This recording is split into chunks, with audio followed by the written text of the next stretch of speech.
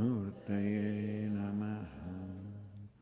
Om Parthaya Pratibodhitam Bhagavata Narayanena Swayam Vyasena Grathitam Purana Munina Madhye Mahabharatam Advaitamritavarshiniim Bhagavatim Ashtadashaadhyayiniim Ambatvamanusanradhami Bhagavad Gita Bhavadveshiniim Yam Brahma Varunendra Rudra Marukaha Dhunvanti Divyaistavaihi Vedai Sangha Padakrama Panchadaihi Bhavyantiyam Samagaha Dhyanavastita Tadgatena Manasa Pashyanti Yogina Yatyantanna Vidusura Devaya Tasmai.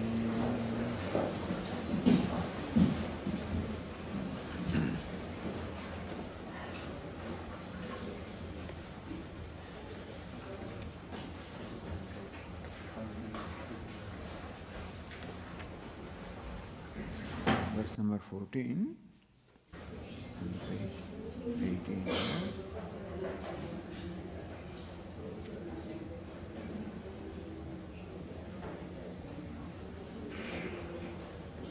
So, for the information of all those who are attending the Independence Day weekend camp, that this class is the Bhagavad Gita class, which is a regular first and third Sunday weekend class. So we are continuing with that class. And the topic that is going on is the second chapter of the Gita, where Arjuna is immersed in the ocean of grief. Arjuna is grieving. He is very sad. And the reason for his grief or sadness is the potential of death of his near and dear ones, because he discovers or finds that his kinsman, his swajana, the near and dear ones are in both the armies, that they will die as a result of this battle, and that's what has made him sad. Anybody would become sad. And what that sadness did is that when he entered the battlefield, he was all motivated and enthused to perform his duty as a Kshatriya, whose duty is to protect dharma and never resist these Kauravas who represent the forces of adharma. So he was all determined and motivated when he entered the battlefield. And with that motivation and enthusiasm, he requested Lord Krishna to place his chariot between the two armies, so he can survey both the armies and decide his strategy as to who he is to fight with. Except that when he saw those people, he discovered his near and dear ones, and he became grief-stricken. Because of that grief or sadness, he lost all his motivation, lost all the enthusiasm to fight or perform his duty. So in this situation, what is right for him to perform the duty, meaning that resist and counter the forces of adharma. That was his duty. He had come to perform that duty, but because of the grief, he lost all that motivation. And therefore, Lord Krishna is teaching him how shoka or grief really has no place in life. Lord Krishna says, if you look at the things, the way Arjuna is looking at things causes grief. So what causes grief or sorrow or unhappiness in our life? What the Gita teaches, what causes unhappiness or sorrow is not what is, but is the way we perceive that. What is doesn't cause sorrow. The way we look at it,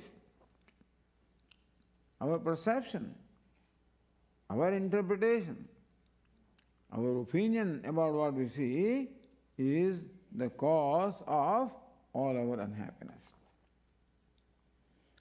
So when Lord Krishna addresses the problem of Arjuna's grief, Lord Krishna is addressing the human problem of grief, because it is true that Arjuna had his own reasons for grief and sadness, and they would not be our reasons perhaps to become sad. We have our own reasons. But the fact remains that human being is generally a sad creature, an unhappy creature. So unhappiness, sadness, sorrow is what generally pervades our life. In between, there are moments of happiness which just keeps us going, gives us hope. But generally, our life is pervaded by sadness and sorrow and unhappiness, because human being is a very unhappy creature. Why is it so? Human being is the most evolved of all the beings. Why should he be unhappy? Whereas buffaloes and cats are not unhappy. They seem to be living their life all right, without stresses, without conflict, without depression. They seem to be living their life. We are much more evolved than them, much more self-conscious than them. Now why should we be sad? But that because we are more evolved, therefore we are sad. So this sadness is a price that you have to pay for being evolved. When I had some back problem many years ago, somebody, Swamiji, the height is one of the reasons why people get backaches and back problems. The price you have to pay. Similarly, the price you have to pay for being human being is sadness, sorrow, grief. And the reason why that is so that we would do something about it. Let us say that this grief and sorrow is buried as far as the other creatures are concerned. So, even though the reason for grief is there, they are just not sensitive enough to become sad. See, more sensitive we are, more likely unhappy we can become. So more music you understand, more apashruti, when people then sing and then play, then more apashruti you find, and that will disturb you. If you know the language very well and the grammar, then all the impurities or they will all come to your mind. Meaning more evolved we are, more sensitive we are, more likely we are to become aware of what is not right, and that's how we can become unhappy. So similarly, human being the most evolved and very sensitive, therefore, we are constantly aware of what is not right about ourselves. Other creatures are not aware and therefore they are blissfully happy, ignorant. But because we are sensitive to what our limitations and difficulties are. Therefore, this self-consciousness is the reason for unhappiness. However, Vedanta teaches that even though we are self-conscious, there is no reason for us to become sad if we knew things as they are. If we knew the realities of life as they are, then there would have been no reason for us to be unhappy. Meaning that if we knew truly what we are, and if we knew truly what the world is, two things are there. I am the subject and the world is the object. If I knew the reality of the subject and object, then Vedanta teaches that there is no reason to be unhappy at all. Why is it so? Because you will find that what you think about yourself is not the reality of you. When you think that you are a limited being, in fact, you happen to be limitless. We think that the world is all different from me and that the world is all arrayed against me and I have to protect myself from the world. We discover that the world is not separate from you, that there is no duality. So I become the cause of my sadness because I think that I am a limited being, and the world becomes the cause of my sadness because I think the world excludes me.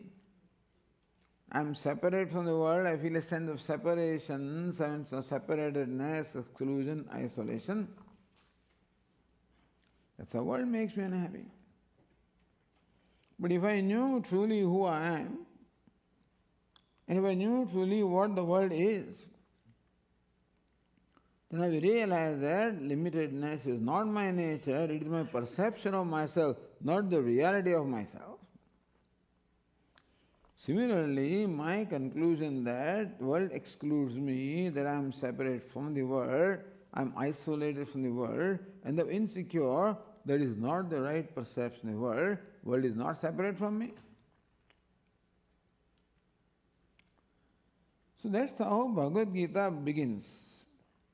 Lord Krishna begins the Upadesha or instruction to Arjuna by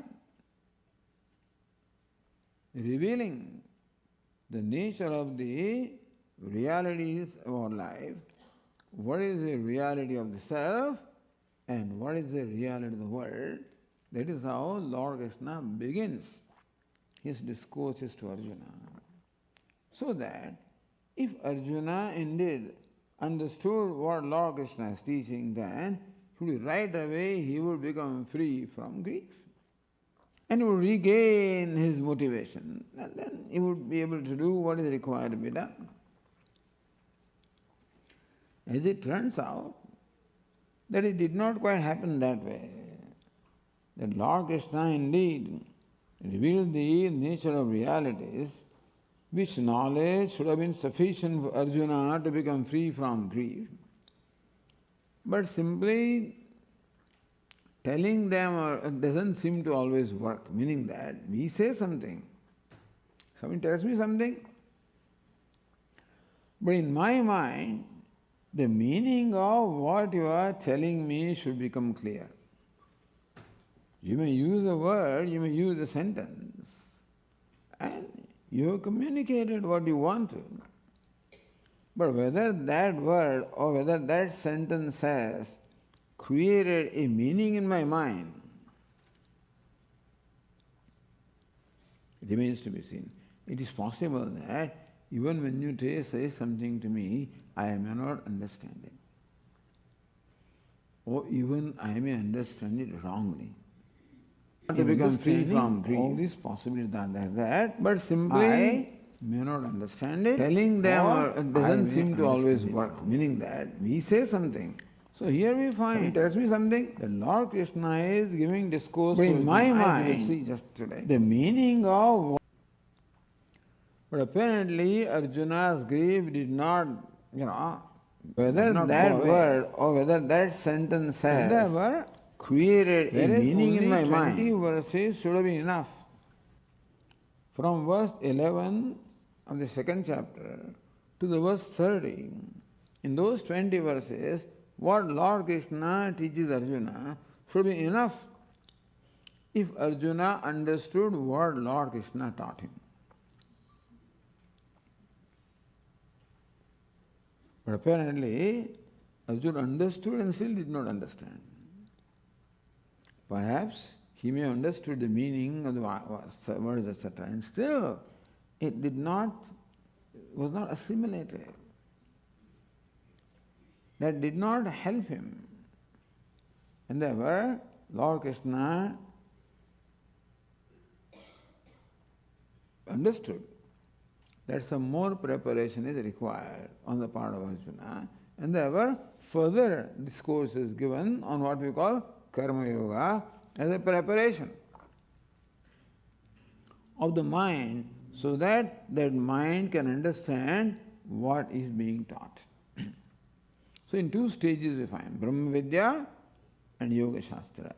So first of all, Lord Krishna gives instruction about Brahma Vidya, the knowledge of Brahman, knowledge of self, and subsequently Yoga Shastra, subsequently the discourse on Yoga or Karma Yoga.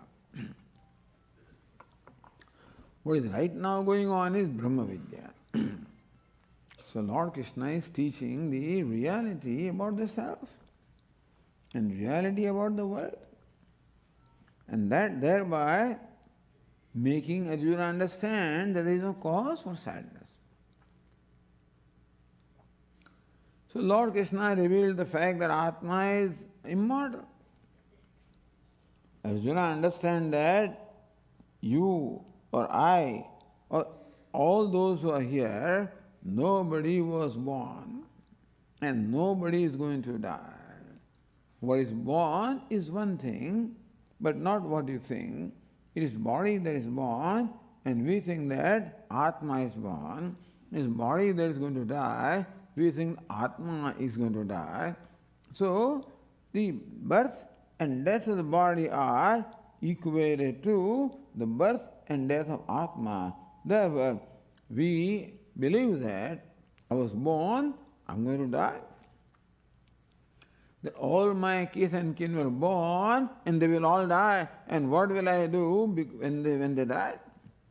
So Lord Krishna says, there is no such thing as death as far as Atma is concerned. All right, I understand that Atma does not die, and therefore the grief arising from the death of the Atma should not occur. But then, in our day-to-day life, we have so many exchanges.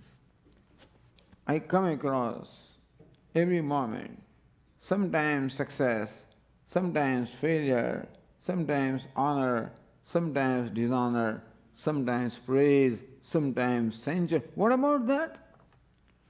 Sometimes heat, sometimes cold, sometimes comfort, sometimes discomfort.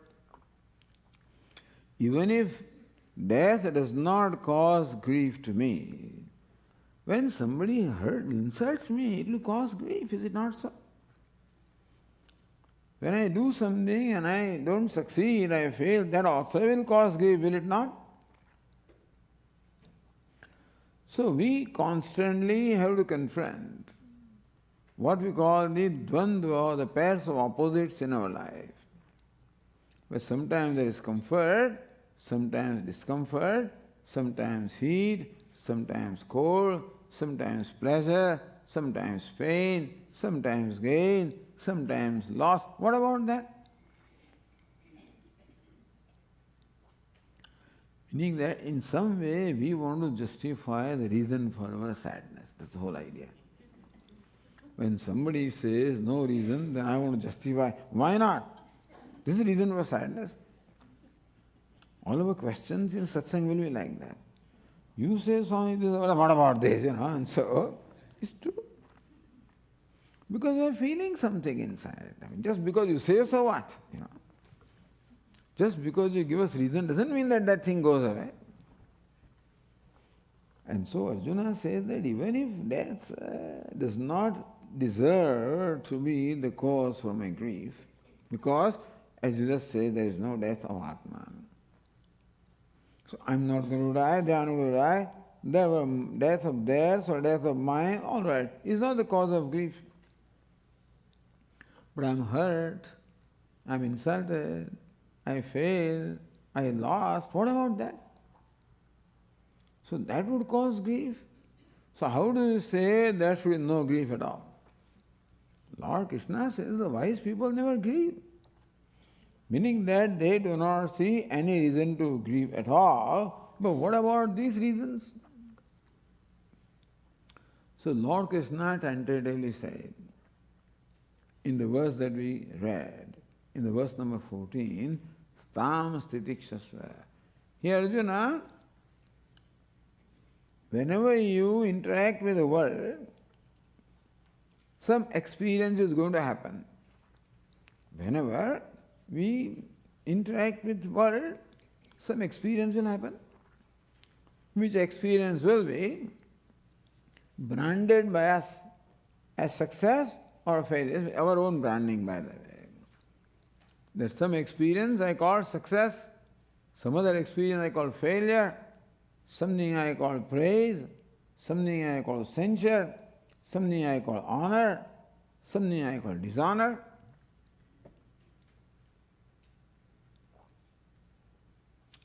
So this will happen. Arjuna, tam stitikshasva, may you put up with them.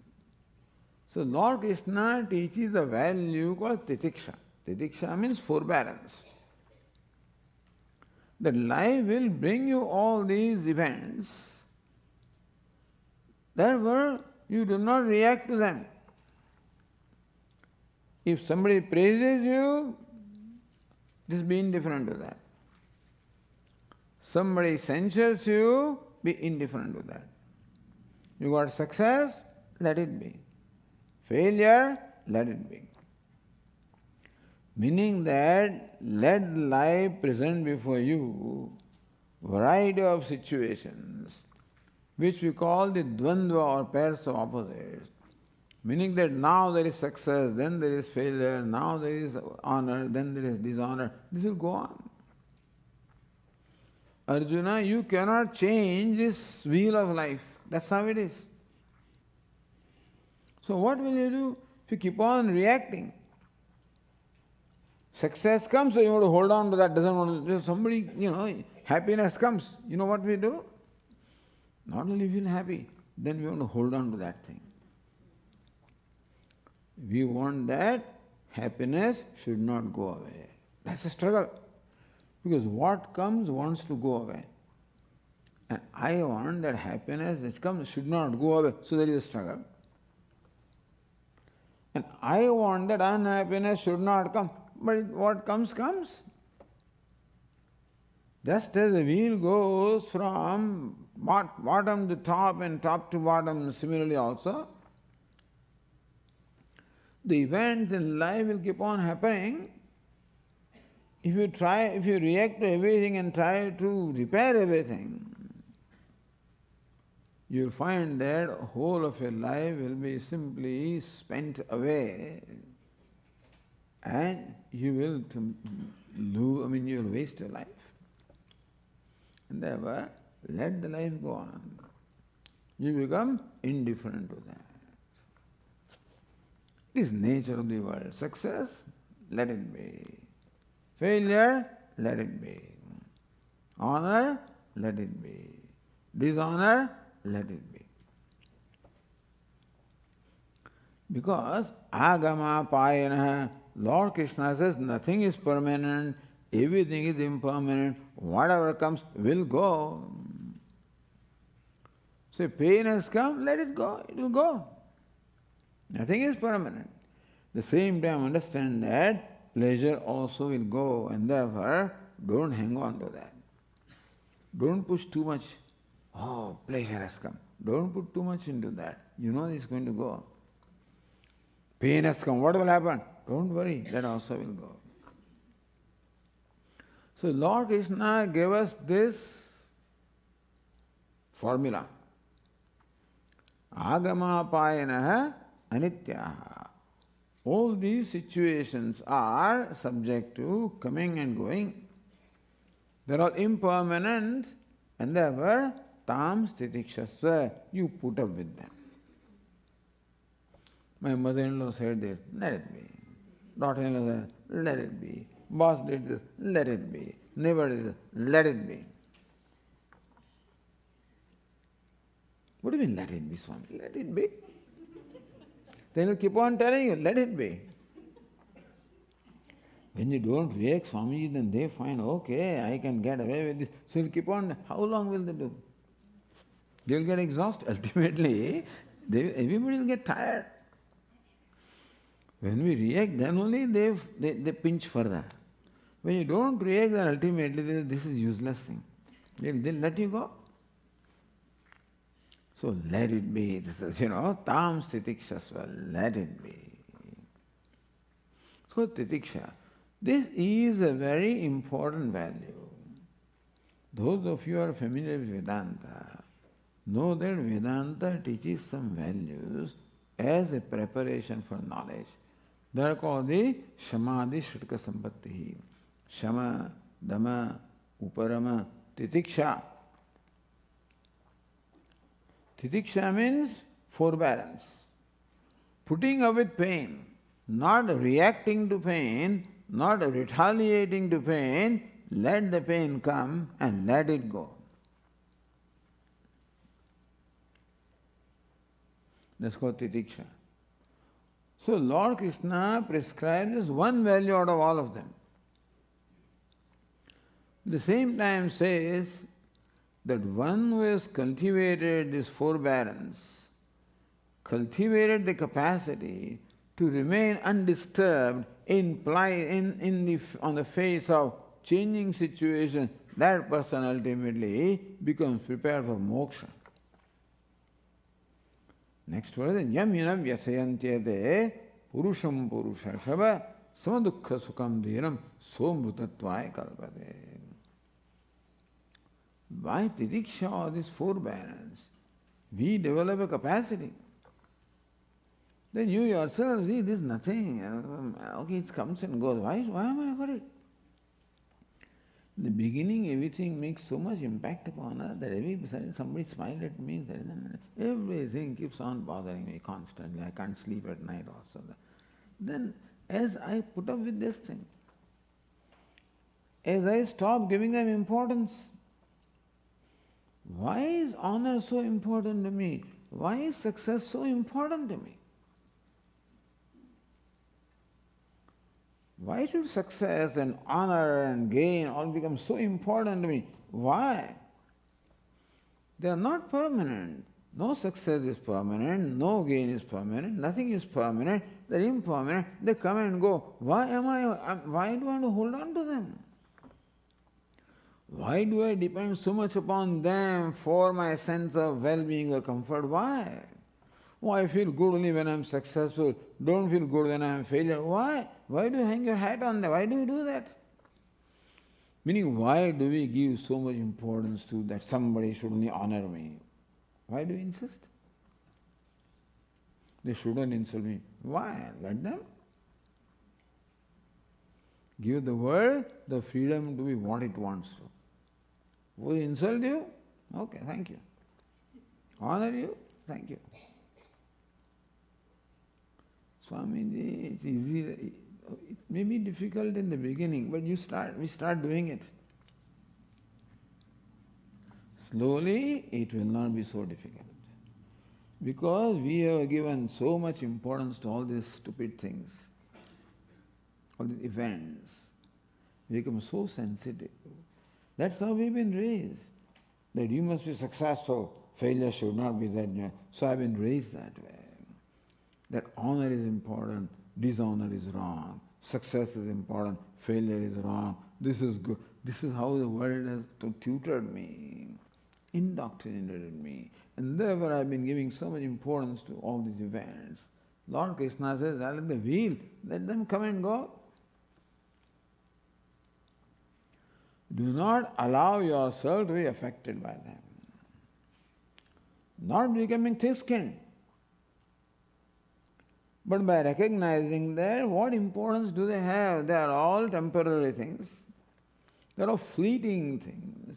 In the span of time, you find, if you look back at our life, how many things came and went? How many times I succeeded? How many times I failed? How much honor? How much has come and gone? It's all come and gone away. Similarly, what is happening now also will come and go away. Will it not? And whatever will come in future also will come and go, will it not? Why so much importance? Oh, because the world gives them. Let the world give importance. The world has nothing better to do, but we have better things to do. They have told us all these wrong things, wrong values of giving importance to what is not important. As a result, what is important really escapes our attention. What is important is myself. Really speaking, what is most important in my life is my own self. Because what I am seeking is to be found from myself.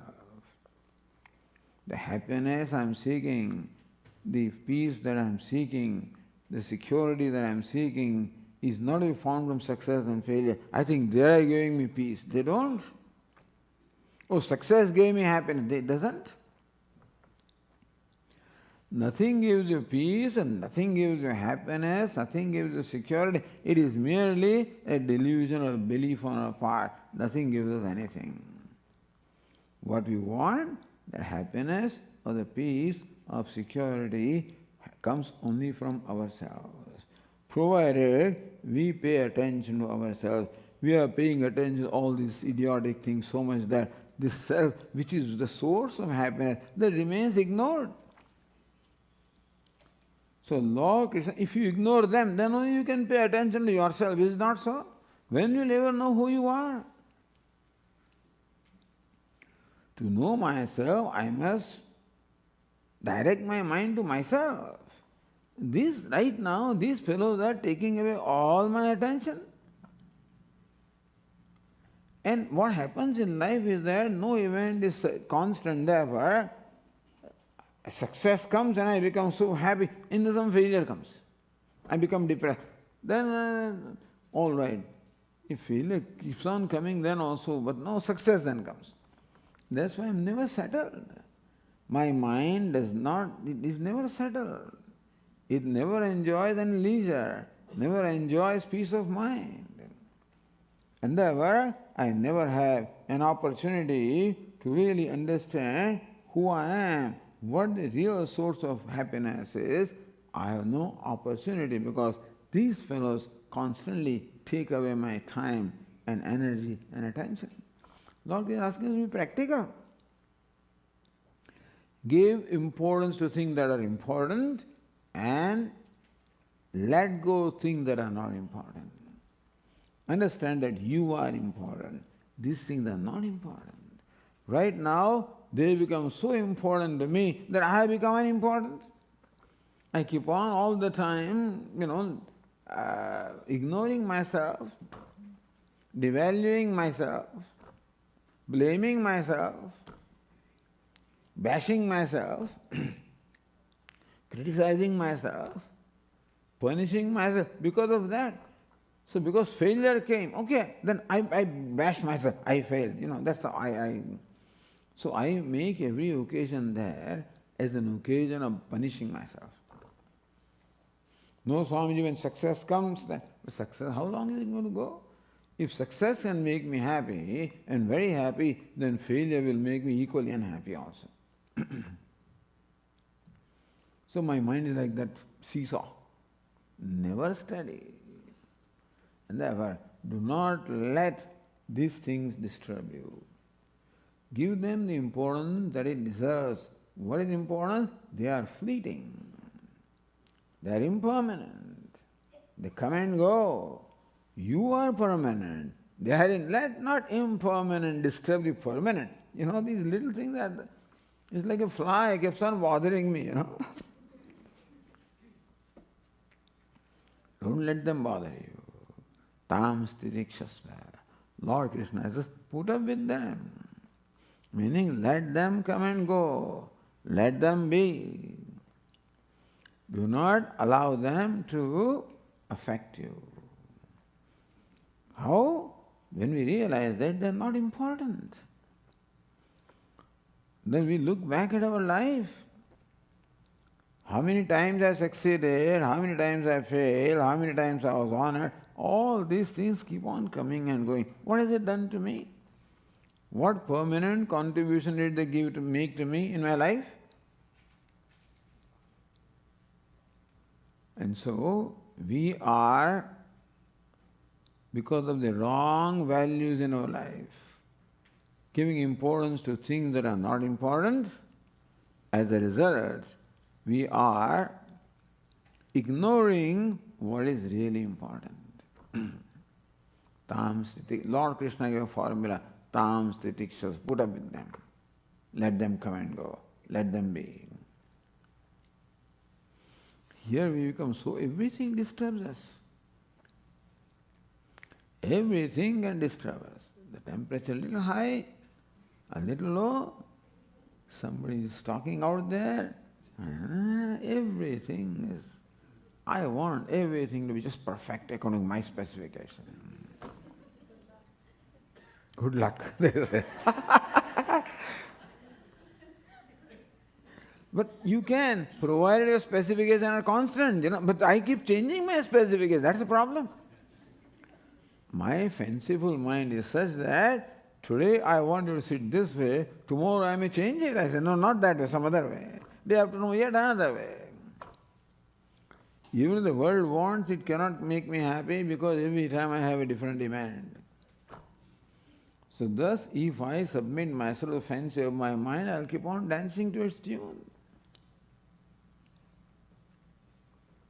Tam stiras, let it be. This is formula that Lord Krishna gave. As I said, whenever we say something, you put them in your life with caution.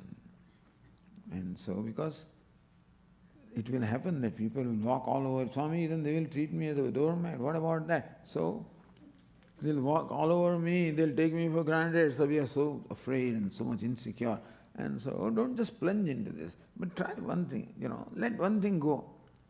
Let it be one thing in a day, let it be. This much we can do. In the whole day, one thing, let it be. After some time, two things, let it be. Three things. As we see, if you be more comfortable letting be, it had not comfortable. But as we discovered comfort by letting things go, let them be what they are. Give them the freedom. Give one event. After some time, two. Sometimes three. As we discover the comfort level, hopefully a day will come when you discover so much comfort that the whole world can be what it is. I give freedom to the whole world. You want to shout? Shout.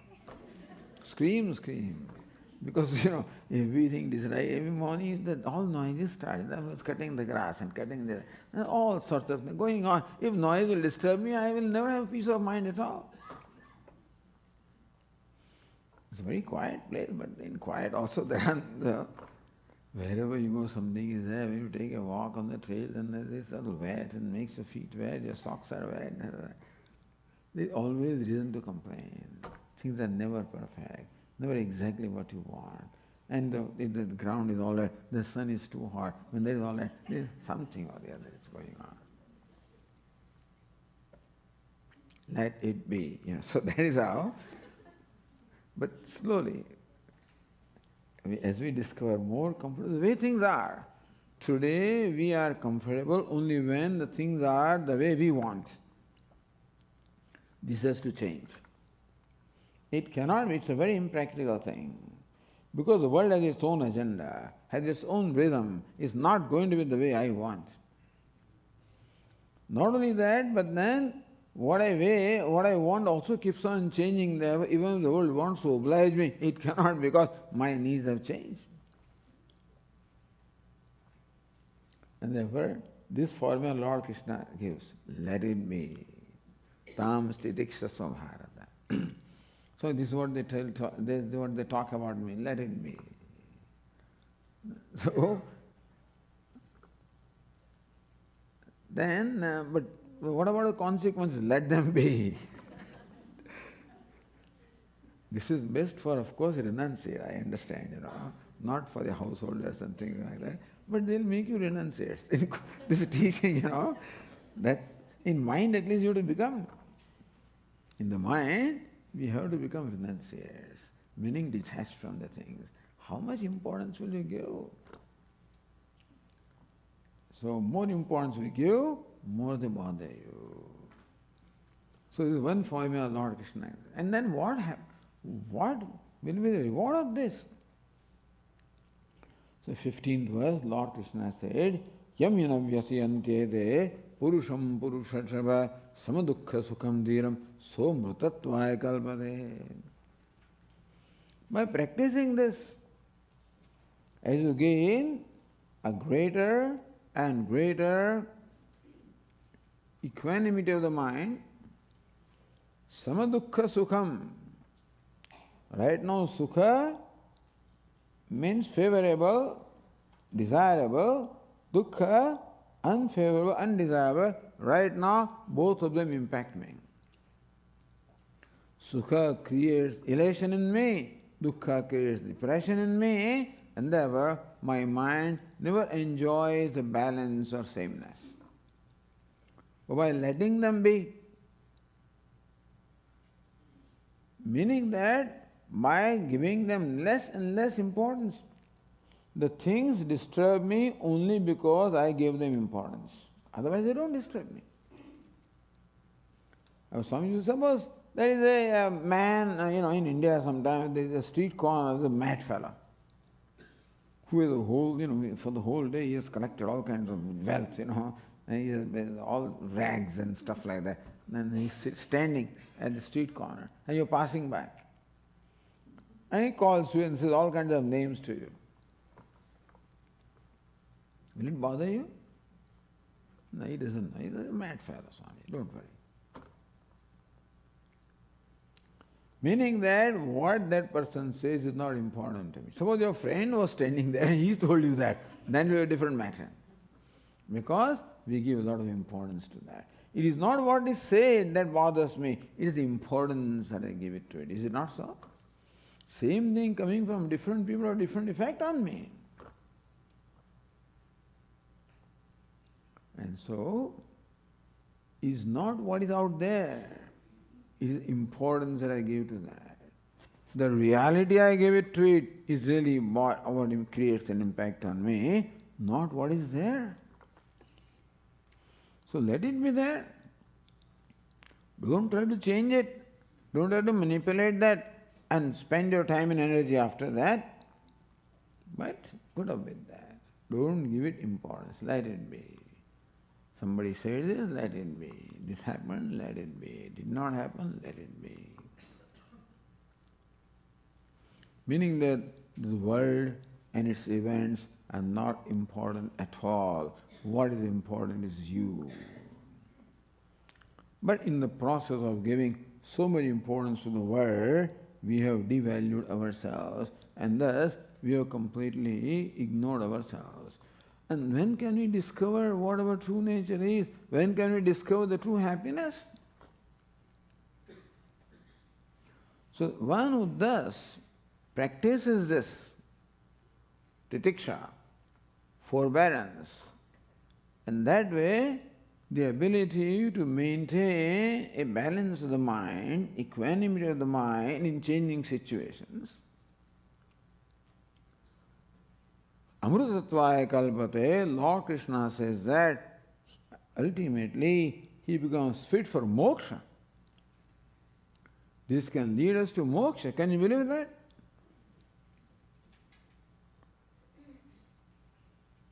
Because this gives us a balance of mind.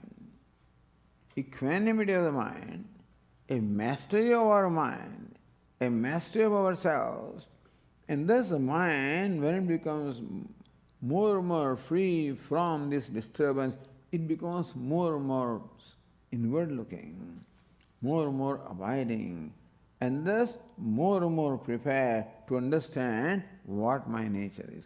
You experience yourself more and more the mind remains with us, more the mind is at peace with us, more we experience ourselves. We find that I'm all right. I find that I experience peace within myself. So more and more abiding the mind becomes, more and more peace we experience, and thus more and more assured we become that peace is my nature. We have to experience that. They keep telling us your happiness, that's all right. But that happiness has to be experienced. Then only I can be really assured. When can I experience, when can I be sure that happiness is my nature? When I experience happiness within myself. Right now I am trying to experience happiness without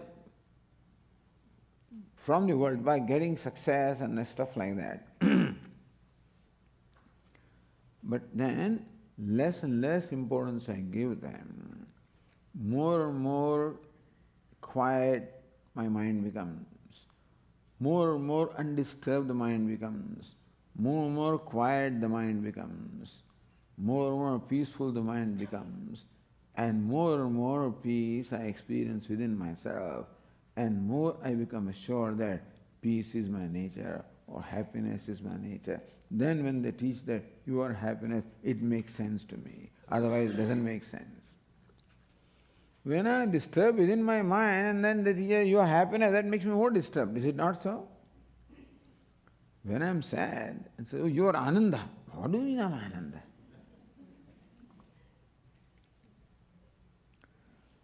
The disposition of my mind should be compatible to what it is that is revealed to be the nature of the self. So Lord Krishna gave a simple formula how to make our mind equanimous, balanced, undisturbed, at peace. Let it be. Don't give importance to those things. So ultimately you'll get that kind of peace of mind wherein this teaching, of course the teaching is required, no doubt about that. The teacher has to unfold the true nature of myself. All of that will become very live and practical for me.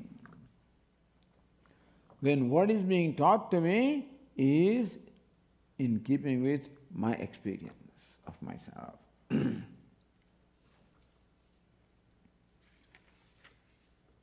Then Lord Krishna gives us another method also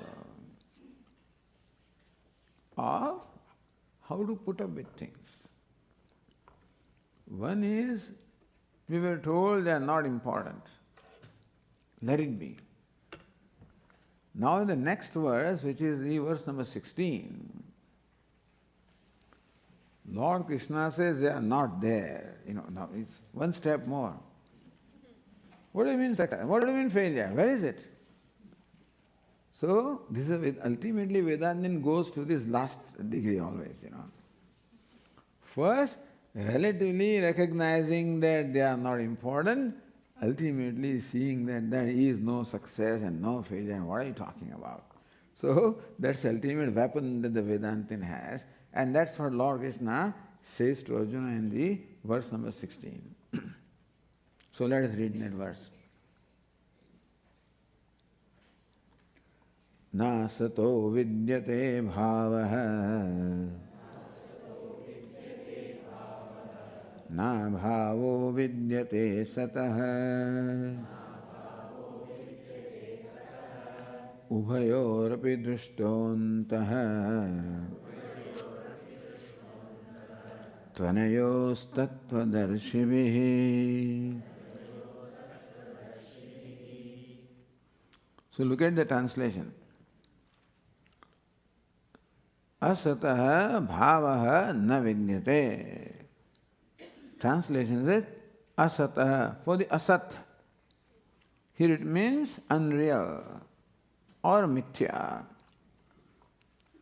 See, there are two words, sat and asat. Sat means that which is, yesterday we discussed sat means existence. That which is, asat means that which is not. However, the word asat has two meanings. There are two kinds of things that are not. One is that which is not and that we never see. For example, there are no horns on my head and therefore you do not see them. So one asat, that which is not there at all and therefore we do not see. Second thing is, which is not, we see but it is not there. We think that something is there, but in reality, it is not there. You follow?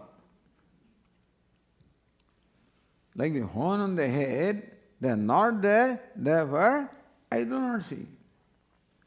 However, the rope snake, you remember rope snake? When the snake is superimposed upon the rope, that the rope in fact in front of me, but because of lack of adequate light, I think that there is a snake. It is not unusual in our life that we mistake one thing for the other. Not unusual.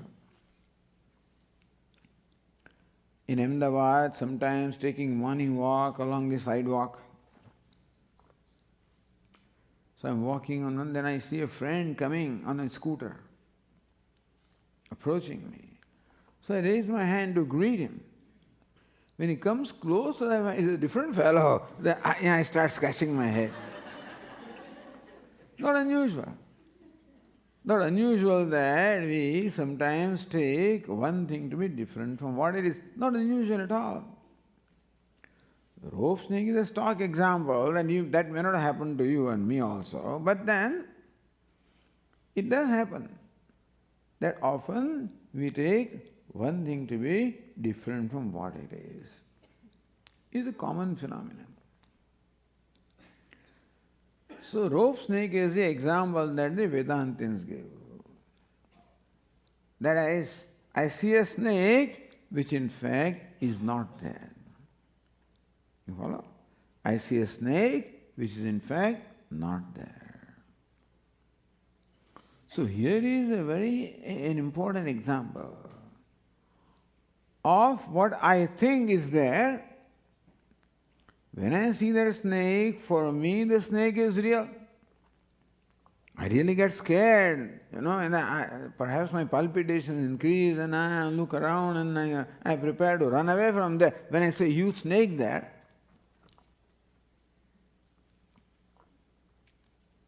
it's only when we show a torchlight, then we discover that it is rope, then alone that snake goes away. Until then, for me, the snake is real. So here is a very interesting example of what I think is there is not really there. The rope snake, which I think is there, is not really there. That is also called asat.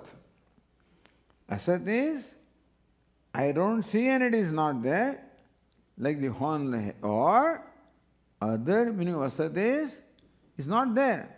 Rope snake is non-existent. That snake is non-existent. There are two kinds of non-existent things are there. One is the horn on the head, which is non-existent, and then I don't think it exists. The other thing is what? This rope snake, which also is non-existent, but which I think it exists. And you know what it does? It creates in me all kinds of reactions. The snake creates fear in me. And a desire to run away from there. So that snake, which is really not there, nevertheless creates many reactions in me, becomes a cause of my fear and ultimately unhappiness. So I always rope snake, some other thing also can happen. Vedanta is another example also. Example that you may like. What's the other example? That sometimes when we are walking along the beach, I was walking one morning along the beach, the sun is shining in the sky, and I found, a silver coin. Where in the sand? I look around, I just put it in my pocket. Silver coin. It's only when I went to a shop and I wanted to buy something, I produced silver. What it turned out to be what? A shell, a piece of shell. A shell looks like a piece of silver because on the beach, on the surface of the shell, many sand particles are sticking. And because of the sunlight gets reflected in those sand particles. And therefore, that shell appears to be what? Reflecting light, bright, glittering. The seashell appears as glittering, and what glitters is taken as silver. Therefore, I take that object as silver. That also causes problem. In the beginning, I am happy. I got a piece of, but then when it turns out to be, totally useless, then it creates disappointment in me. So that perception of rope snake creates fear in me, and perception of the silver, where in fact there is a shell, creates what? An attraction. Attraction and repulsion. Snake causes repulsion. Silver causes attraction. Remember? Repulsion is dvesha. Attraction is raga. So all these raga, dveshas are created on account of not seeing things as they are. If I saw things as they are, then neither dvesha nor raga would be created. Meaning that if I saw the rope as a rope, there will be no dvesha. If I saw the shell as shell, there will be no raga also. But another example of something that is non-existent, however, which creates in my mind that it exists. Now, that is a dangerous thing. If silver is there, I see the silver, no problem. If snake is there, I see the snake also is okay, then I can do what is to be done. But snake is not there and I see the snake, that's a problem. Silver is not there, I see the silver, that also is a problem. Lord Krishna says that the things cause sadness in you not because what they are, but because of the way you see them. Because ultimately, what is there? You remember what we said yesterday? Lord Krishna says there is nothing other than me in the universe. Means what? What is there is what? What all there is what? Ishvara. What is that? What all there is Ishvara. There is nothing other than Ishvara. No, Swami, what about all these, so many people and so many things are there? That also we say that one Ishvara alone appearing in variety of costumes. Some costumes are attractive, some costumes are repulsive, some costumes we are neutral. All that attraction, repulsion, etc. is on account of costume, sattvic, rajas or tamas. The costumes can be classified as sattvic costume, rajas, tamas. But if you take costume to be real, then we'll react to that. But if you take the actor, then what? The costume will not bother us. Is it not so? If you see a murderer, then you react to that person with a hatred. We realize that, hey, in that murderer, your favorite actor is there. Our favorite actors play all kinds of roles. So sometimes they act as terrorists also, don't they? I haven't seen movies, but I guess it must be happening. our favorite, I love this person. Love A, big B, you know. He's my favorite actor. Sometimes he appears as an angry young man, sometimes appears as a benign grandfather, sometimes appears, all kinds of roles he takes. If I merely take the appearance, then I will say, who is this fellow? But then Swamiji, look at him closely. He is not a terrorist. Oh, he is your favorite bee. I say, okay.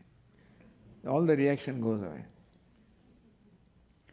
So when we see things only superficially, which are not real, then that creates some reaction. But when we see what really is there, then there is no reaction. And there, similarly also, what is our most favorite bee. He is Bhagavan. The most favorite in our life is Bhagavan. Although sometimes we quarrel with him, because he doesn't do what, he doesn't even listen to my prayers and doesn't do things. But then ultimately, he is speaking, the dearest one is what? Ishvara is the dearest one to us. You know why? We have to complete that loop. We said, what is Ishvara? That's what we said. So looks like Ishvara is out there. But today we'll complete the loop by saying that what I am is Ishvara. Not only what all is Brahman, but then I am Brahman. So tell me, you know who is the dearest to me in my life? I am the dearest to me in my life. You may be dear to me, provided you are kind to me and good to me. Moment you become cruel to me, you no more remain dear to me. Is it not so? So what decides whether I like you or not? My liking for myself decides whether I like you or not.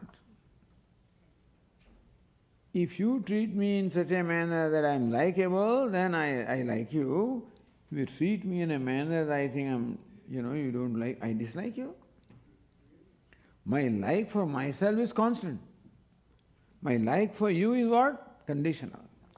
As long as you like me, you help me, you love me, you make me feel good, so long you remain the object of my life. Moment you behave in a manner which makes me uncomfortable, as our Swami said in the beginning, I love you, I love you, I love you, then I love you, I love you, I love you.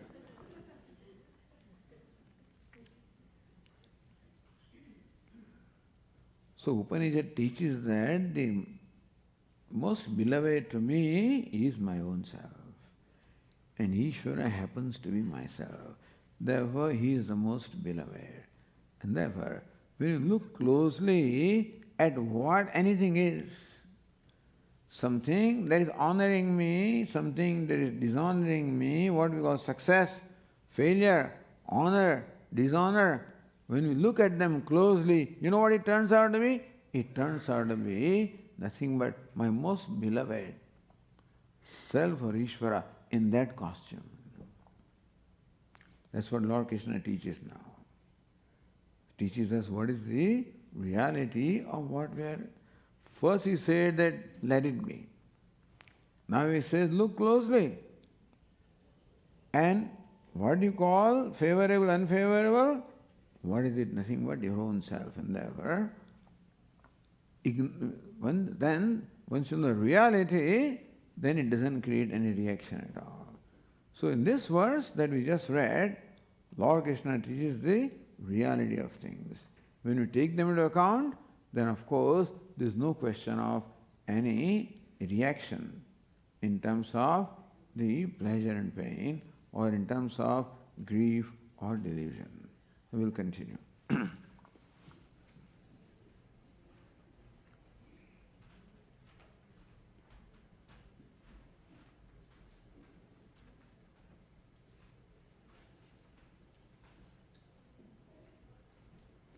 Om Sahana Bhavatu Sahanau Bhunaktu सह वीर्यं करवावहै तेजस्विनावधीतमस्तु मा विद्विषावहै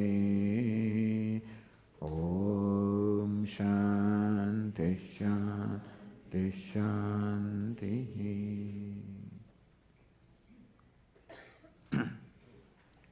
Read the verse number 16.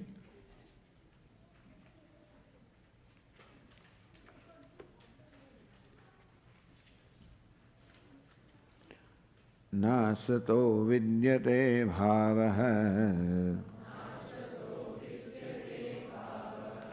नाभावो विद्यते सतः उभयोरपि दृष्टोऽन्तः त्वनयोस्तत्त्वदर्शिभिः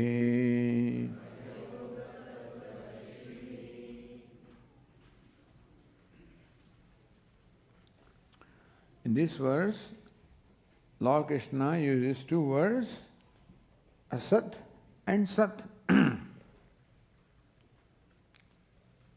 Sat means existent, that which is called sat, and that which is not is called asat.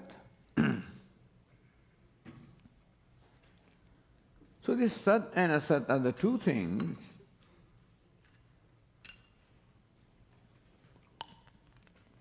which we have no difficulty in relating to or understanding. Our mind can understand these two categories, something is and something is not. The head is and the horns are not. What happens is, there happens to be a third category where the confusion arises in our life. Is not from Sat, which is there, not from Asat, which is not there,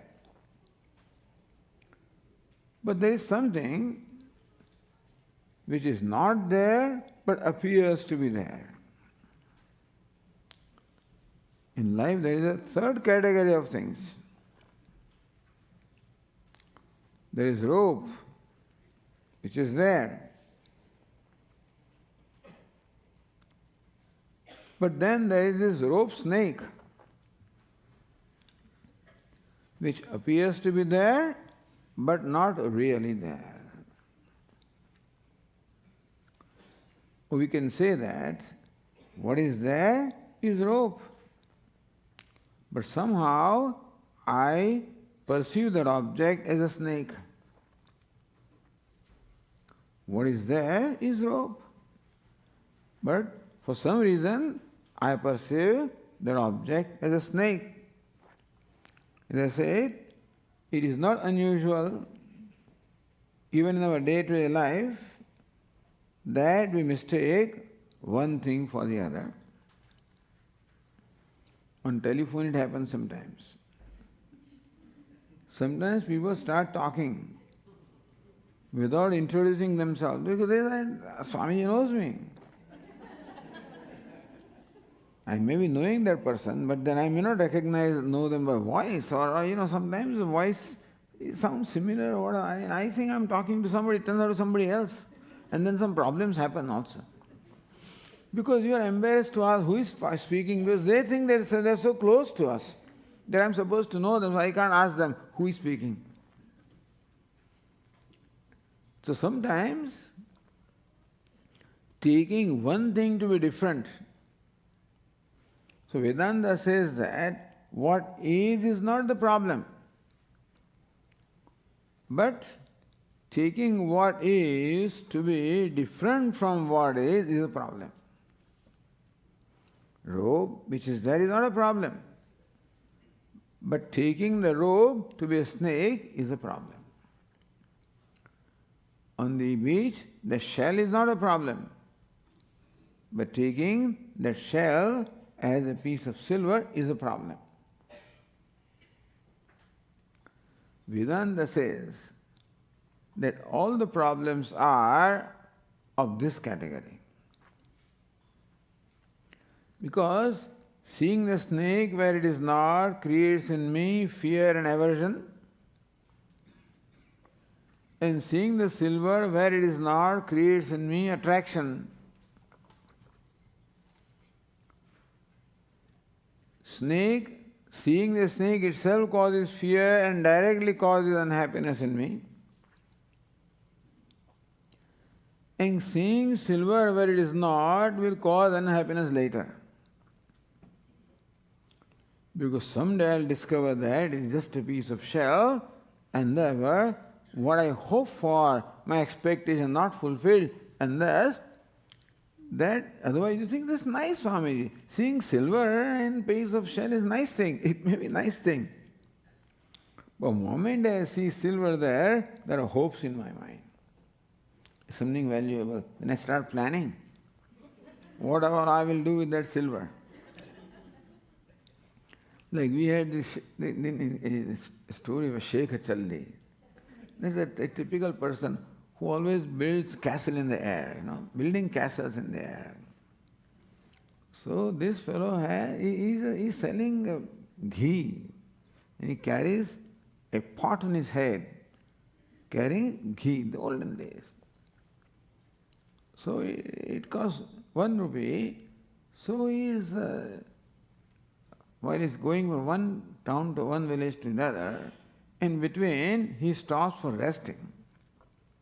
He's just lying down. No, he's sitting down and resting. And then he's thinking in his mind, I will sell this pot of ghee, it will get me 2 rupees. So my cost is 1 rupee, get me 2 rupees. Then I'll get 2 pots of ghee. I'll sell them 4 rupees. 4 pots of ghee, I'll sell them 8 rupees. Like that he started calculating in his mind, and ultimately he had enough money. I'll buy a farm. I'll build a whole house there. And then I'll get married. As it is, nobody will marry him. But if he has a farm and a house, in the farm, I'll become marriageable. I'll get married. And then I'll go to the farm and I'm working in the field, and then my wife will come with, That's what women always take the lunch, and then go and then, so they have lunch together. So he's imagining all this. Then I will have a child. And then I will give this name to my child. I'll call him Sridhar. My wife says, no, his name should be Shrikant, something like that, I said, no, Sridhar, Shrikant. And then the fight will begin. The fight began because so real for him. He thought that he was actually in the field, and his wife has now come with the lunch, and now they're talking, and then she's pregnant. So now they're thinking of what name the child will have. And that he says, Sridhar should be his name. She says, no, I like Shrikant, but I like Sridhar. Fight began, and he shook his head, and the thing fell down and broke into pieces.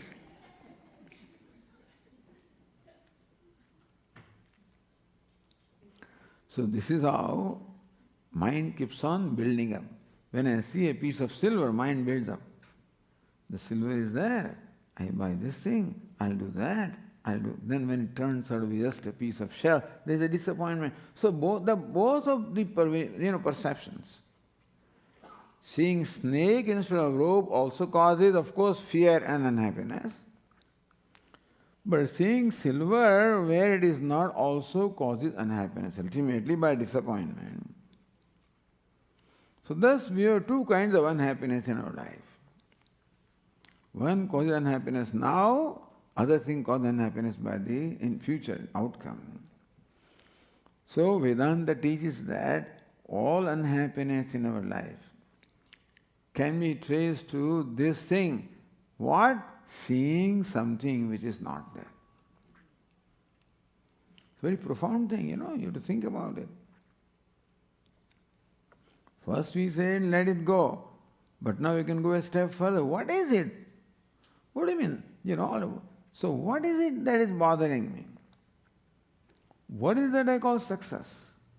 What is failure? What is honor? What is dishonor? Swamiji, when this outcome comes, it is called success. What is that outcome? Swamiji, that is making $1 million in my business.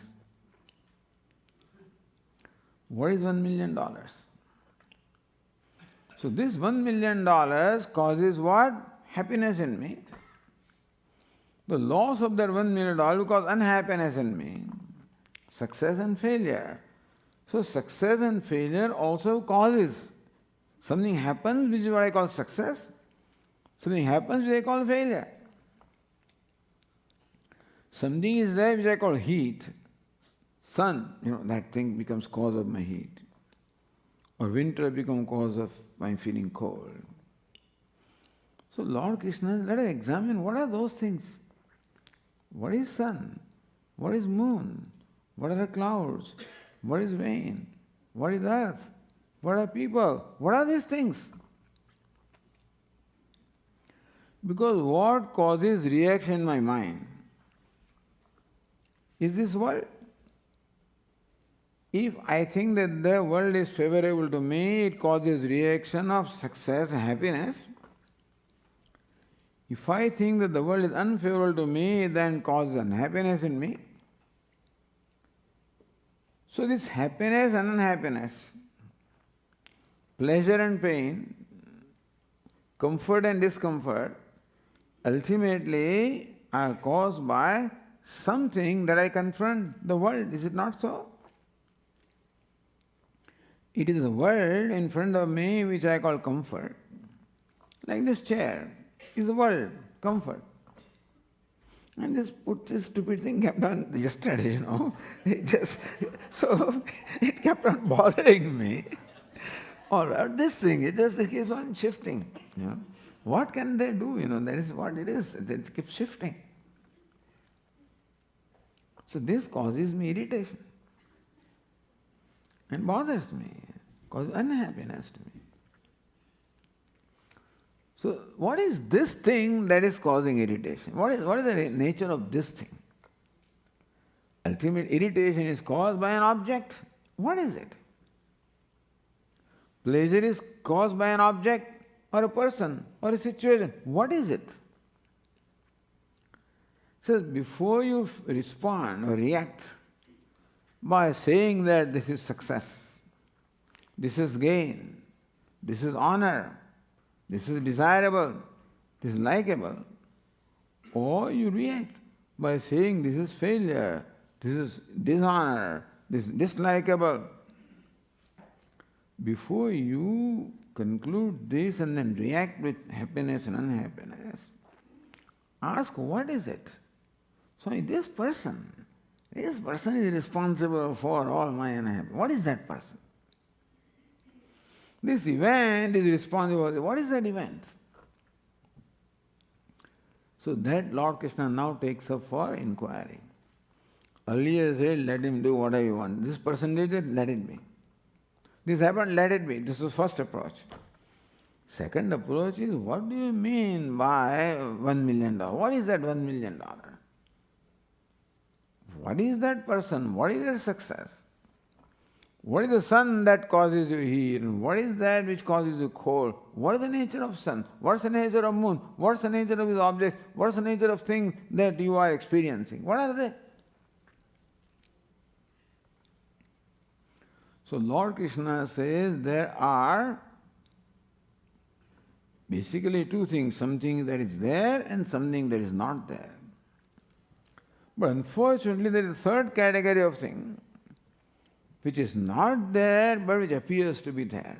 You follow? The rope snake is not there but appears to be there. That silver on the shell is not there, appears to be there. But Swami, you are telling me also that, Lord Krishna says, whatever you see, you think it is there, In reality, it is not there. What, Swamiji? You are not there? You are not there. It's all the same thing. Then you will say, you are telling me that we are non-existent. You are non-existent. All right. Whatever we see is not really there. Now, when can something make me unhappy? Provided it is there in the first place, is it not so? What causes me fear at the snake, but is not there. So you are afraid of the snake. Examine what is it that creates fear in you. When you take a torchlight and show what that object is, it turns out that there is no snake. Oh, this makes me very happy. What? This silver. Show again. Examine it closely. What is it? It turns out to be just a piece of shell. You realize that there is no silver also. So that's why Lord Krishna is called Asat. Sat means that which is there. Asat means that which is not there. But then we don't have other words. So what Asat is used for two things. That which is not there, like the horn on my head, also is called Asat. But Asat word also is used for that which appears to be there, but which is really not there, like that rope thing also is called Asat, because we don't have another word. Only two words are Asat and Asat. So in this verse, Lord Krishna uses the word Sat and Asat. Sat means that which is there. Lord Krishna says that which is there never causes problem. You know why? Because what is there is Ishvara. What is there is Purnam. What is there is self. Purnam, Ishvara, happiness, Ananda, limitless can never cause problem. But what about all Swami? You say this is all Purnam, this is all complete, this is whole, limitless. I see everything limited. I see all these divisions. I see diversity. That is what is causing problem to me. I know that limitless will not cause problem to me. I know that Ishvara will not cause problem to me. But where is Ishvara? I see all people there. I see all the objects of the world there. And some are favorable, they're unfavorable, they sometimes help me, they hurt me. What about all these things? All right, Lord Krishna says, take somebody, take a person. What is it? Here, Shankaracharya takes a standard thing. What is this thing in my hand? A pot. All right, look at it closely. Suppose I say that this is clay, suppose. Can you deny that? You say this is a pot. Suppose I say that this is clay, can you deny that? Please tell me, what is this thing? Is it pot or clay? Pot also and clay also. Can one thing be two things?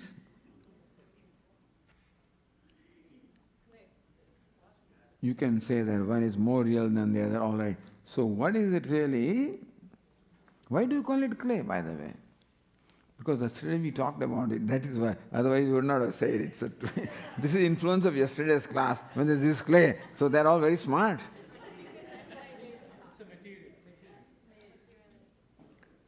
The real, see what I am touching, what is it? Is clay. The weight that I am feeling is weight of clay. The smell is of clay. The taste is of clay. Is it not so? So what is this? Clay. Where is pot?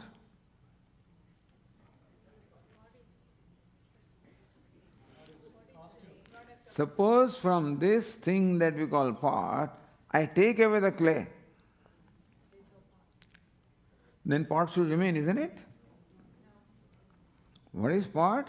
Clay plus name and form is called pot. What the pot maker did was, he took clay. He did not do anything to the clay. He imparted name and form to the clay, which is what we call pot. So the pot is created, right? Now we know very well that clay is not created because clay was there as a lump and clay is there now, so clay part is not created. What is created is part. Therefore, if from this so-called part, if I take away the clay, then part should remain. Something should remain, is it not so? Should not remain? So his name and form. Should not name and form remain? If I take away clay from this thing, does anything remain? No. So really, there is no such thing as part. What is there is what? Clay. Is it not so? What is clay? Suppose I say there are molecules. Suppose. Can you deny that? What you call clay, suppose I say there are molecules. Can you deny that?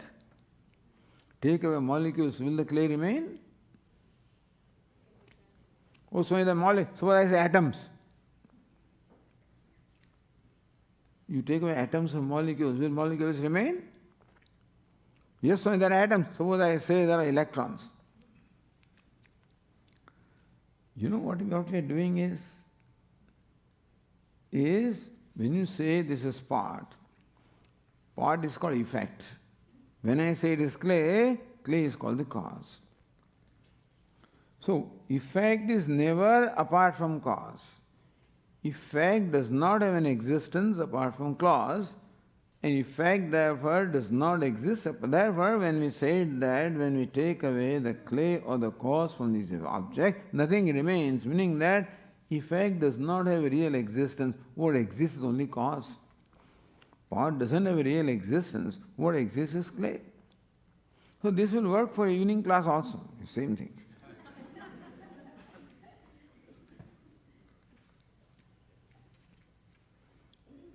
In case it is not clear, let me know. Clay is the cause, part is the effect. Although we call it part, but when we inquire into what it really is, it turns out that this is nothing but clay, because part is an appearance, is only a notion in our mind. It doesn't have any independent it doesn't have any existence at all. Why independent? Part doesn't exist. If part existed, then part should continue to exist even if I take away the clay. See, tell me, this thing called microphone, whatever it is called, is it there or not? It is there. Because even if you take away the Swami, that thing remains, so it is independent. Then you can say it is there. Similarly, if by taking away the clay, if something remains, then only you can say part is there, but part is not there because the thing remains in the part when the clay is taken away. So it is clay alone that we are calling part, really. Our Swami used to say it nicely. We call it clay pot, You call it clay pot, isn't it? See, when we use the expression clay pot, then clay is, what is first is, in English, adjective is first and the substantive is second, Good person, person is substantive, good is adjective. Orange cloth, cloth is substantive, orange is adjective. Clay pot, so pot is substantive, clay is adjective, is it not so?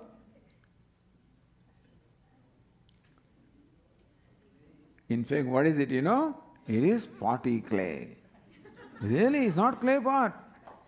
It is clay. The clay is substance in the form of the pot. It's potty clay. Because you use clay pot, so somehow an idea is planted that pot is real. If you said potty clay, then clay would be real. Our language also creates problem in our mind sometimes. Thus, when you examine this object, it turns out to be nothing but clay. When you further examine, turns out to be molecules. Further examine, turns out to be atoms. Further examine, it turns out to be subatomic particles. Then, what will be ultimately, when you keep on thus reducing the effect into cause, what will finally remain here? Tell me. Now, everybody knows sufficient physics to tell me that much, What will remain? Energy. Energy, all right. Suppose I say it is consciousness. What you call energy, suppose it's consciousness. You know, take away consciousness of energy, even energy also will not remain. So you take away consciousness. Please do that.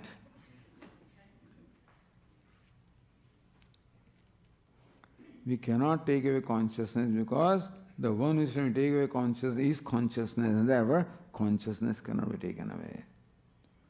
But easier than consciousness is, one nice thing is, see, part is. Then you say, now clay, it's clay. Then clay is. No, it is molecules. Molecules is. A little incorrect grammar, but molecules is. Atoms is. Subatomic particles is. Energy is. See, you find that the name and form keeps on changing, and name and form becomes subtler and subtler and subtler until it disappears from our sight. But is never disappears, understand? Even the so-called energy which you cannot perceive, so they call it energy, whatever it is. Energy is simply inference at all. Nobody has seen energy. Nobody has seen even an atom, by the way. Nobody has seen electrons. Have they seen? I don't think so. It's inference based on some kind of effect that is created in some indicator here. By that they say that this is what it is. Meaning that energy also nobody has seen. It is what? Inference. But energy is, whatever it is, energy is. So as we reduce the effect into cause, what is happening is that the cause is subtler than the effect. Clay is subtler than part. Molecules are subtler than clay. Atoms are subtler than molecules. Subatomic particles are subtler than atoms. Energy is even subtler than that.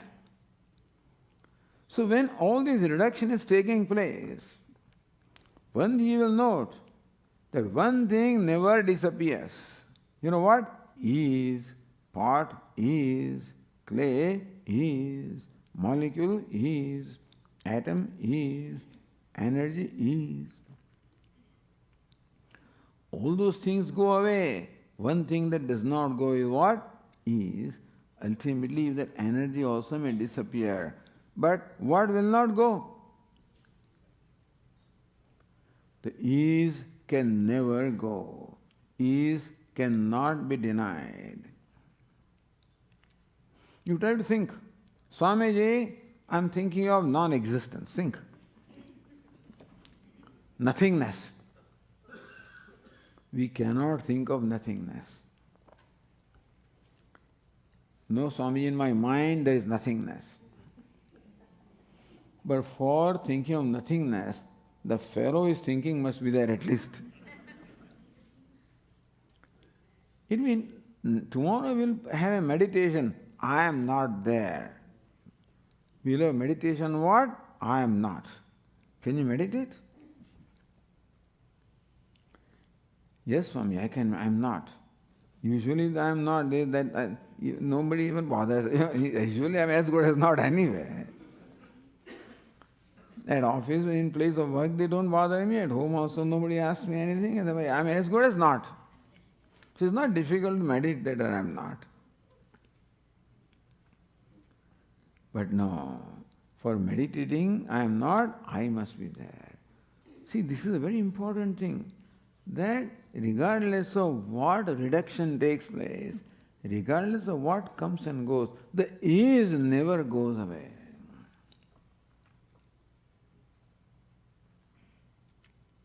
You know why? Where is that is? So is also goes away. When the pot is not there, isness also is not there. Who says isness does not go away? Our question is, where is that isness? Is it in that pot? You know what Vedanta teaches? That isness is not in the pot. Where is that isness? That I am that isness. So I can dismiss everything. But can I dismiss myself? Because to dismiss I must be there. You see, I'll tell you one story of our Puja Swamiji. Many years ago, must be 40 years ago, Swamiji was giving lectures in Berkeley, California. And many people were attending, including some professors also attending his talks. The topic was, Who am I? Self-knowledge. Title was Self-knowledge. So first day Swamiji gave a long lecture, all sorts of, but then he says that I will define truth. He said, I will define truth. No, nobody can define truth really. He said, I will define truth. So afterwards the professor came, Swamiji, you say today that you will define truth, but truth defined is truth defiled. Nobody can define God, nobody can define truth. Come tomorrow, I will define. Because if I tell you now, you won't come tomorrow. So come tomorrow. No, so I will come tomorrow, please tell me. Because I won't be able to sleep tonight. All right. What is truth? That which cannot be negated. So this is the definition. What is truth? That which cannot be negated. Definition is given. He went home. He came back earlier. Next day, before the lecture, and says to Swamiji, Swamiji, yes, you gave the definition of truth all right, that which cannot be negated. Last night I was thinking, whole night I could not sleep, but I could not arrive at anything that you cannot, because you can negate everything. Come to the class, I'll tell you. No, but I will come to you, tell me right now. He says, you cannot negate the negator. You can never negate yourself. Whatever you can negate is always different from you. So ultimately, if the truth is that which cannot be negated, who is the truth? You are the truth. The Sat cannot be negated. Who is the Sat? The one who is trying to do all this exercise himself.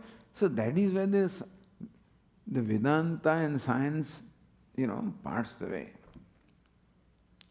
Science also is in search of truth. But then he keeps on negating and then finds that there is nothing remains there, energy, something, But Vedanta says that you can negate it, nothing will remain there. But what you cannot negate is yourself. But the scientist does not take himself into account. He is always looking out there for finding the truth. Vedanta says that the loop should be completed. So, what you are searching for is not to be found out there, is yourself. The point is that Sat or existence or the truth or reality or self or God cannot be negated. And that is a reality, that is all there is. See, this pot is made up of clay, right? Clay is made up of earth. Earth is made up of molecules. Molecules are made of atoms. Atoms are made up of subatomic particles. That is made up of energy. That is made up of consciousness, which is Sat. All is made up of what? What is the substance from which everything is made up,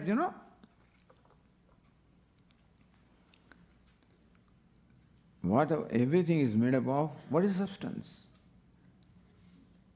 Sat or existence or consciousness is the only substance from which everything is made up of. What? Yes. So if I want to determine who you are,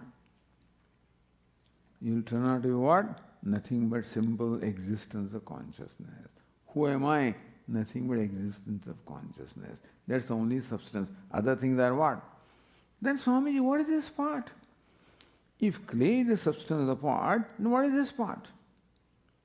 an appearance. Vedanta will say it is superimposition, it is mithya, it is unreal. You know, yesterday we said Brahma Satyam, Jagan Mithya. So clay is Satyam, pot is Mithya. Then earth is Satyam, clay is Mithya. Molecules are Satyam, earth is Mithya. Atoms are Satyam, molecules are Mithya. Ultimately Sat is Satyam, everything else is Mithya. Mithya means what? Appears to be there, not really there. This looks like a very tangible thing, Swamiji. You see, it's not there. You strike it against your head, you'll find out it's there or not. Whenever Vedantins say that this world is mithya, Swamiji says, can you walk through the wall? So that's one teacher was teaching the mithya, mithya, mithya. And then he was going with his disciples along a narrow street. And then all of a sudden, an elephant was, approaching the other end. And that elephant driver said, hey, run away, hey, move away, elephant is mad, he'll hurt you. This Vedantic teacher quietly moved away and behind the trees and the elephant went away. And then some wise fellow says, hey Swami, you said that is all mithya. Elephant is mithya. Then why did you run away? Isn't it?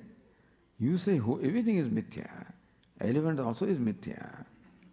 Then why should you run away? It is a valid question, is it not? Not a valid question. Teacher says running away also is mithya. Is it not so?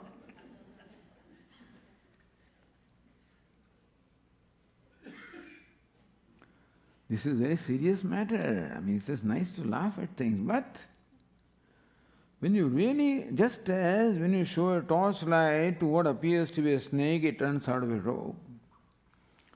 So when you show a torchlight to anything or anybody, what is the torchlight here? This question.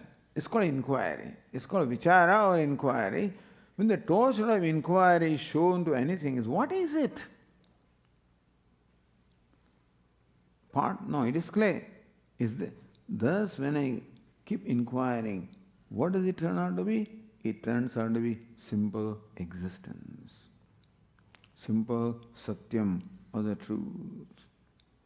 Means that pot, even when it appears to be there, is not there.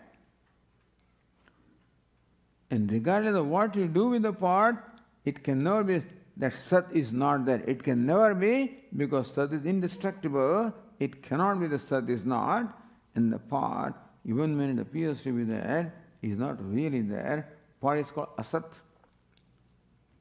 Lord Krishna says, Na sato vidyate bhavaha. Asat means what? Appears to be there, is not really there. Meaning that whatever appears before us is not really there. Swami, thank you. You are not there. Okay, how can you say this is not there? This is solid, tangible thing. How can you call it not there? You know something? Last night, I had a dream. These Swamis are one kind of, I was giving lecture, talking like this, taking a class, and people were sitting all in front of me, and I was doing the same thing there. This is a tangible thing. No, I won't do it, because it hurts. But the thing is that this is tangible. In the dream also, I did the same thing, tangible. Only when I woke up, I found that there is no table. Please tell me, the table that appeared to be tangible in the dream, was it really there?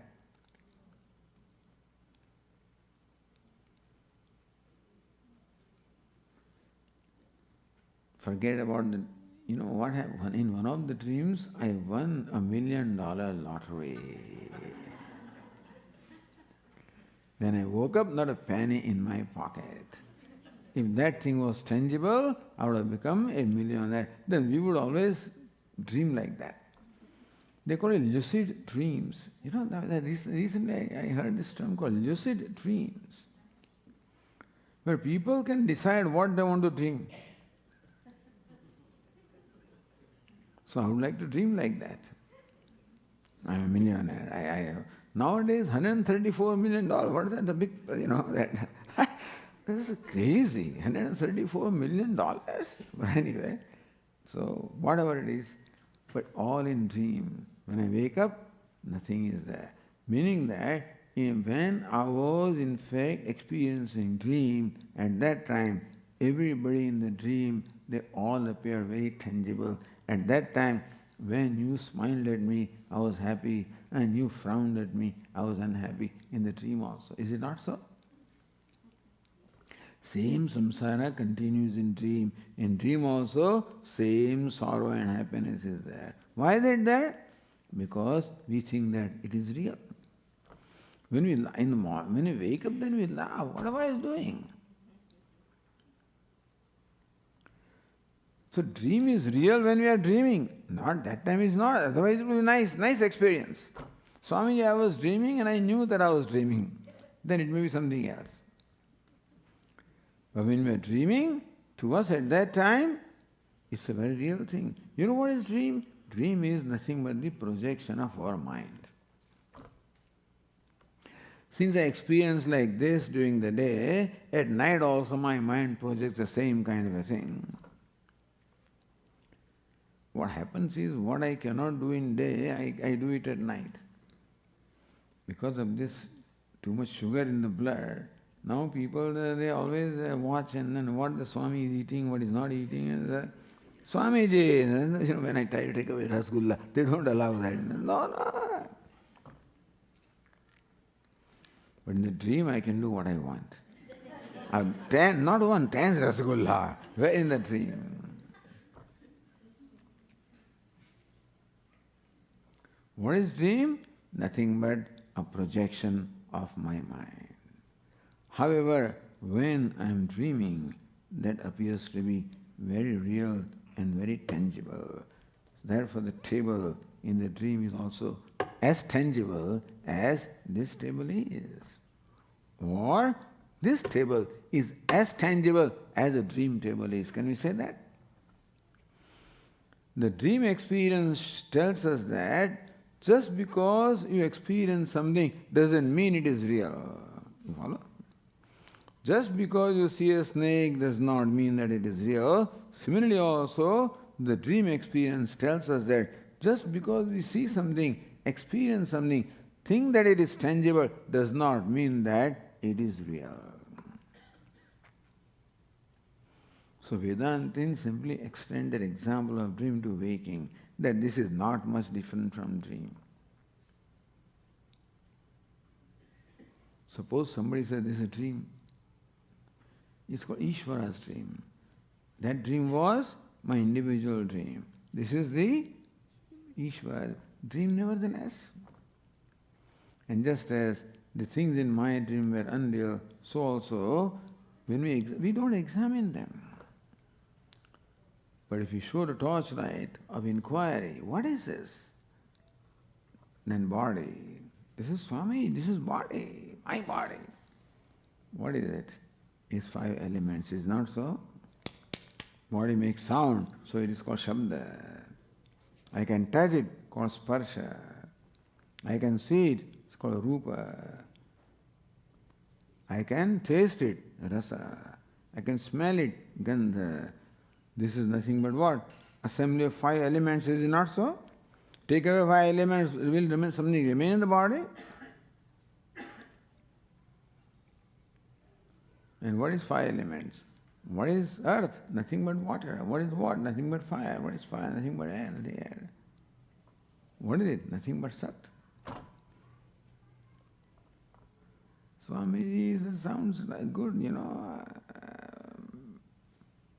but not practical.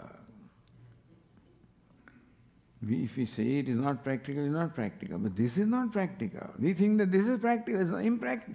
We think that we are living in practical world. So we are living practical life, most impractical life. Because when you give reality to what is not there, how can it be practical?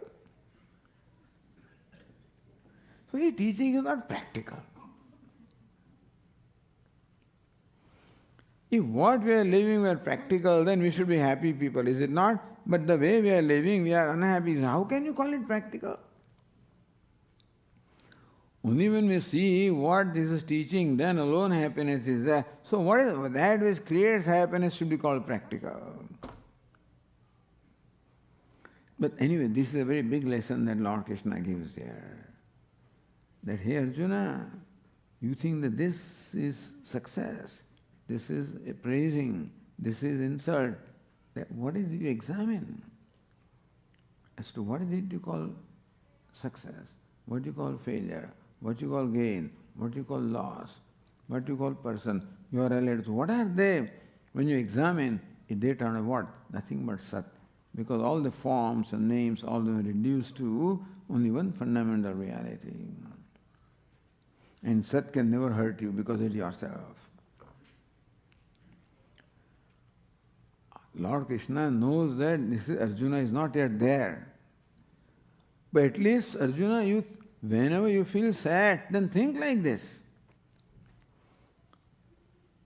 Right now I don't see, sir, I understand that. Swami, I don't see myself. Okay, I don't see Ishvara everywhere. You tell me, we understand intellectually that yes, everything is Purnam, but we don't see it. We don't experience it. Okay. So now we come to that. We don't experience it. Okay. But at least intellectually understand.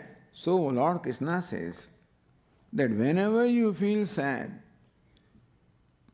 unhappy, think about this. What makes me unhappy? This fellow. Who is that fellow? Sat. What is Sat? Myself. Hey, I appear like that, How can I make myself unhappy? You know, a dream, by the way. I said the dream is projection of myself. Really, but then, in the dream, all the people whom I experience, who are they? Who has become the dream world, do you know? I myself become my dream world. I'll tell you why. Because before the dream, how many fellows were there? I alone was there. When I wake up from dream, how many people are there? I alone am there. In between all these people came, where did they come from? See, when I went to sleep, there was no dream. When I wake up, there is no dream. In between all these fellows are there, where did they come from? They all came from me and they all merged back into me. Is it not so? Meaning that when I was experiencing dream and I thought that I was talking to the audience, who I was talking to? To myself? Really? Think about it. What is dream? Dream is nothing but projecting myself as a dreamer. Because there is no substance. I didn't have to send you an invitation card, did I? Did you have to create a hall? Did I construct a hall? Or call you people? How did you come? Swami, so when I asked you next morning, how did you like that class? Which class, Swami? Oh, we talked about this, You think something is there, Out of respect, you may not say anything, but you think that Swami, some problem is there. When I ask you, how did you find? What about the $100 that I gave you? When, Swami? Last night I gave you when we went to a restaurant. I paid for you. When, what restaurant? So it was in my dream. You think that there is some problem here. Because you have no entry into my dream, you do not verify what my experience of dream is. It's purely my imagination. Meaning that it is I who becomes my dream world, and therefore I am only interacting with myself. Otherwise I would call you. Otherwise, what would happen? That I am taking the class like this, and then suppose I wake up something. Then the fellows are still sitting there. When will Swamiji come back, When our class will start? Do you continue to remain there? In the dream, suppose I'm communicating to you like this, and all of a sudden I wake up. What happens to you people? What happens? You sit there, waiting for the Swami? You all wake up with me, because you are only part of my mind. So when my mind wakes up, everybody wakes up. If you had a separate existence, you will continue to sit there when I wake up. No. Meaning the dream is completely what? has no independent existence. We call it mithya, an appearance. Whose appearance? I alone appear as a whole dream world. And therefore, when I think in the dream that I'm talking to people other than me, in fact, I'm talking to myself. In the dream also, then you praise me, I feel happy. Somebody condemns me, I feel miserable. So in the dream, there's stuti and ninda. Stuti means praise, ninda means censure, receive, which I think I receive from the world. Where am I receiving it from? Who is praising me there? You? Who is you? When I inquire who is you, it turns out to be what? Turns in the dream. If I inquire who you are, it turns out to be what? Myself. So who was praising me? Myself. Who was condemning me? Myself. What is success? Myself. What is failure? Myself. So who made me happy? Myself. Who made me unhappy? Myself. Is not ridiculous? So ridiculous is the waking state is not substantially different. In waking also I think that you're all different from me, etc. In reality, if I examine who you are, you know what will turn out to be? Nothing but I. And if you examine who I am, you know what will turn out to be? Nothing but you, because there's only one self. That being the case, it turns out to be one self is I, or Ishvara, or God. And therefore, who is insulting whom? Who is praising whom? Who is doing what? It's all nothing but drama that's going on. In reality, how can I insult myself? And how can I praise myself? It's just I play the game of, sometimes people play themselves. When the partner is not there, then you play the brave, but some card game also. Other people, children play all these games also. I see sometimes they're playing also. He makes a move now and then moves from the other side also. So he takes both the sides. He plays with himself. That is exactly what is going on. And then he won and he's happy. Hey, so who won? Who lost? This is a simple, serious matter. I'm not joking. This is the Vedantic teaching. You may find that Swamiji is joking and therefore you may just ignore. That's a different matter. But this is what ultimately Vedanta teaches. But there are no too many selves, there is only one self. How can one self appear so many? But in the dream also only one self was there. It appeared so many. How did that happen?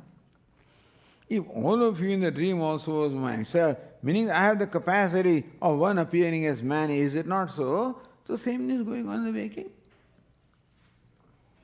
Therefore, whenever, right now you can keep this knowledge for, spare, in some place. But when problem comes, then bring this back in mind. Who is creating problem to me? Who is bothering me?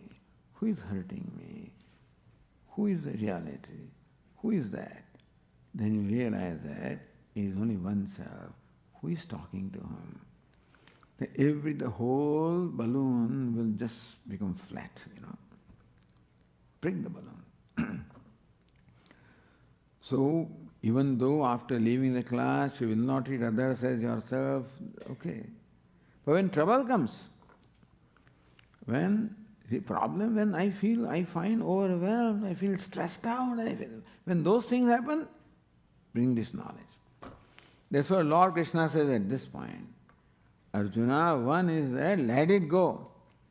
Secondly, what are you letting go? When you really examine, you find that there's nothing, no substance there at all. What am I afraid of? It is like a child looking at the mirror and thinking that there's somebody in there. Like a bird is all the time, pecking against the mirror, thinking there's somebody else. All that is only one. And so that one is always there. The two, even when appear, they are not there. So what appears but not there is called Sat, and what is always there is called Sat. So Lord Krishna says, it cannot be that Sat is not there. It cannot be that Asat is there. Why is it said? Because we think it is there. We think the two is there. in fact it is not there. What is just one, namely the self. So they are called wise people who know this. Ubhayopi dashtanta tana tattvadarshivihi. By tattvadarshi means those who are the seers of tattva, the truth. They see, they know sat as sat, asat as asat. Real is real, and is unreal. Real is real, appearance is appearance. If you know appearance is appearance, there is no problem at all. If appearance is taken as real, all problems are there. So Vedanta teaches that all problems in our life are on account of taking as real what in fact is not real. So this is called a viveka. Last night somebody, Swamiji, Drigdrishya viveka. This is real viveka is what? Satya mithya viveka, or real unreal viveka. Viveka means to discriminate between what is real and what is unreal. So this is in between. Lord Krishna teaches this verse, which in fact tells a very big thing, very profound thing in between. 16th, a very favorite of our Puja Swamiji. He loved this Nasato Vidyadeva, but because it talks about the basic realities of life. Even if we don't experience it, even then I see I don't experience myself, I still think that you are different from you, even then. But when the real problem comes, then I can always bring this in my mind, that who is creating problem to me? What am I afraid of? Ultimately, it's like, myself. I myself playing with myself. It's all a drama ultimately. And then how serious I can take it? So we give seriousness to something that do not deserve seriousness. And so what is serious is just ignored by us. That's our problem. So that's what Lord Krishna here says, that Arjuna, even when you think this way also, there will be no reason for you to react to these pairs of opposites. Then also the grief will not be there. So that way also you can become free from the sadness or the grief. Okay. Om Purnamadav Purnamidam Purnat Purnamudachyate Purnasya Purnamadaya Purnamevavashishyate. Om Shanti Shanti Shanti.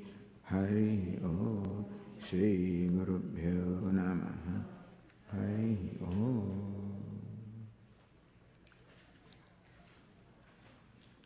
This afternoon we won't have normally we have satsang after this class, but since we have class at 5 o'clock, we'll skip the question and answer this afternoon. We have it in the evening.